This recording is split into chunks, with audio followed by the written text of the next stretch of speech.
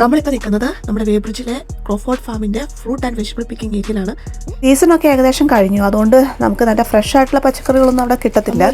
Strawberry ഒക്കെ കുറേ തപ്പി കണ്ടുപിടിച്ചാലേ കിട്ടത്തുള്ളൂ. പിന്നെ പയറിലെ സെക്ഷൻ ആണെങ്കിലും പൂവിട്ട് നിൽക്കുന്നേ ഉള്ളൂ. ഒരു സെക്ഷൻ മുഴുവൻ എല്ലാവരും പറിച്ചുകൊണ്ട് പോയെന്ന് തോന്നുന്നു. അപ്പം കുറച്ച് തപ്പി കഴിഞ്ഞ് കഴിഞ്ഞാൽ കിട്ടും കേട്ടോ, 2-3 കറിക്കുള്ളത് കിട്ടും. ഞങ്ങൾ അതും പറിച്ച് പിന്നെ കുറച്ച് അപ്പൂപ്പൻ താടിയൊക്കെ ഊതിക്കൊണ്ട് ഞങ്ങൾ പിന്നെ നടക്കുവാണ്. നമ്മുടെ ഹാലോവീന് വേണ്ടി ഒരുങ്ങി നിൽക്കുന്ന പംകിൻ പാടങ്ങൾ ഒരു രക്ഷയില്ലട്ട്. എന്ത് രസമാണെന്നറിയാം കാണാനായിട്ട്, ചെറുതും വലുതുമായിട്ട് നല്ല ഓറഞ്ച് കളറിൽ തുടുത്തിരിക്കുന്നത്. പക്ഷെ പറിക്കാൻ പറ്റത്തില്ല. പിന്നെ മുന്നോട്ട് നടന്നു കഴിഞ്ഞാൽ നമുക്ക് സൺഫ്ലവർ പാടങ്ങൾ കാണാൻ പറ്റും. അപ്പം അതും ഒരുവിധം വലിയ പൂക്കളൊക്കെ ഓൾറെഡി തീർന്ന് അതെല്ലാം കരിഞ്ഞ് അതിൻ്റെ സീഡ് എടുക്കാൻ ഭാഗത്തിന് നിൽക്കുവാണ്. പിന്നെ അത് വെട്ടിക്കഴിഞ്ഞ് കഴിയുമ്പോഴത്തേക്കും ചെറിയ സൺഫ്ലവർ പൂക്കളുണ്ടാവുമല്ലോ, അത് ഇഷ്ടംപോലെ നിൽക്കുന്നുണ്ട്. നമുക്ക് അതിൻ്റെ ഇടയ്ക്കിടയ്ക്ക് എടുക്കുകയൊക്കെ ചെയ്യാം.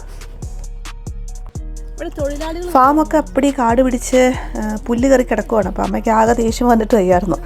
പിന്നെ ഞങ്ങൾ കുറച്ച് നടന്ന് ക്രിസ്മസ് ട്രീകളുടെ ഇപ്പം പകുതി വളർച്ചയായിട്ട് നിൽക്കുന്നുണ്ട്. അതും ഡിസംബറിലേക്ക് വെട്ടാൻ വേണ്ടിയാണ്. പിന്നെ ഞങ്ങൾ എത്തിയത് റാസ്ബെറി തോട്ടങ്ങളിലാണ്. അത് ഒരു 1.5 കാഴ്ചയായിരുന്നു. എന്തോ ഹൈബ്രിഡ് റാസ്ബെറിയാണ്. നല്ല വലിപ്പവും സ്ട്രോബെറിയുടെ അത്രയും വലിപ്പം ഉണ്ടായിരുന്നു. നല്ല പാകമായിരുന്നു, വിളഞ്ഞ് നിൽക്കുമായിരുന്നു. പിന്നെ ഞങ്ങൾ അതിലൊരു പൂച്ച അതിൽ ഓടി ഇറക്കുന്നത് കണ്ടു. പൂച്ചയുടെ പുറകെ ഞാൻ ക്യാമറ പിടിച്ച് കുറേ ഓടി. നല്ല കുറുകുറാന്നിരിക്കുന്ന നല്ലൊരു സുന്ദരം പൂച്ച. നമ്മൾ നാട്ടിൽ വിളിക്കുന്ന പോലെ പൂച്ചനെ വിളിച്ചാലൊന്നും പൂച്ച വരത്തില്ല. പൂച്ച ഇങ്ങോട്ട് വരുന്നതിന് ഒരു അങ്ങോട്ട് പോകും. ഞാൻ പൂച്ചേനെ കാണാൻ പോയപ്പം അമ്മ തകൃതിയായിട്ട് റാസ്ബെറി കുറച്ചുകൊണ്ടിരിക്കുകയായിരുന്നു. അമ്മയ്ക്ക് ഇഷ്ടപ്പെട്ടു അത്. ആ ഫാമിൽ ഇപ്പം മൊത്തത്തിൽ നടന്നു കഴിഞ്ഞാൽ നല്ല വിളവെടുത്ത് പറിക്കാൻ പാകത്തിന് കിടക്കുന്നത് ഈ റാസ്ബെറി മാത്രമേ ഉള്ളൂ. ഞങ്ങൾ പിന്നെ കോണിൻ്റെ ഫാം കാണാൻ പോയി. അതും പിഞ്ചായിട്ടുള്ളൂ, മൂത്ത് വന്നിട്ടില്ല. പിന്നെ അവിടുന്ന് ഞങ്ങൾ ക്യാരറ്റ്, ബീട്രൂട്ട് അതെല്ലാം എവിടെയാണെന്ന് നോക്കാൻ വേണ്ടി പോയി. ക്യാരറ്റ് മുഴുവൻ പോയി, കാണാനേ ഇല്ല. പിന്നെ ബീട്രൂട്ട് ഞങ്ങൾ കുറേ കിട്ടിയിട്ട് ഞങ്ങൾ കുറേ പറിച്ചുകൊണ്ട് പോകുന്നു കറി വയ്ക്കാനായിട്ട്. ഞങ്ങൾ പോകുന്നു അവിടുന്ന്, വേറെ ഒന്നും ഉണ്ടായിരുന്നില്ല. ഈ ഫാമിൽ എങ്ങനെ പോകാമെന്ന് പെട്ടെന്നത് പറഞ്ഞുതരാം. ക്രോഫോർഡ് ബ്രിഡ്ജ് ഫാം എന്ന് സെർച്ച് ചെയ്യുക, അതിൻ്റെ വെബ്സൈറ്റിൽ കയറുക. അപ്പം ബുക്ക് ഫാം പാസ് എന്ന് വരും.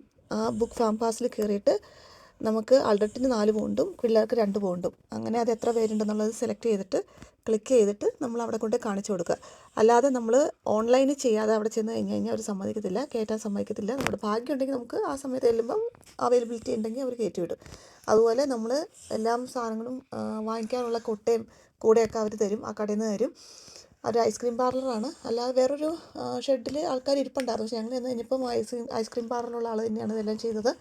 പിന്നെ നമ്മൾ ഈ സാധനങ്ങളൊക്കെ വാങ്ങിച്ച് തിരിച്ച് വരുമ്പോഴത്തേക്കും അയാൾ തന്നെ ഇതെല്ലാം തൂക്കി നമുക്ക് അതിൻ്റെ പേയ്മെൻറ്റ് തരും, പേ ചെയ്യണം നമ്മൾ. അപ്പം ഞങ്ങൾ സത്യം പറഞ്ഞു കഴിഞ്ഞാൽ കുറച്ച് സ്ട്രോബെറിയും കുറച്ച് റാസ്ബെറിയും പിന്നെ ഒരു കോണ് പിന്നെ നമ്മുടെ ബീട്രൂട്ട് അങ്ങനെ കുറേ സാധനങ്ങൾ അത്രയും വാങ്ങിച്ചുള്ളൂ. 13.5 പൗണ്ട് അത്രയേ ആയുള്ളൂ. അപ്പോൾ എല്ലാവർക്കും ഫ്രഷ് ആയിട്ടുള്ള സാധനങ്ങൾ വാങ്ങിക്കുകയും പറിക്കുകയും ഒക്കെ ചെയ്ത് എൻജോയ് ചെയ്യാം. എല്ലാവരും വരിക.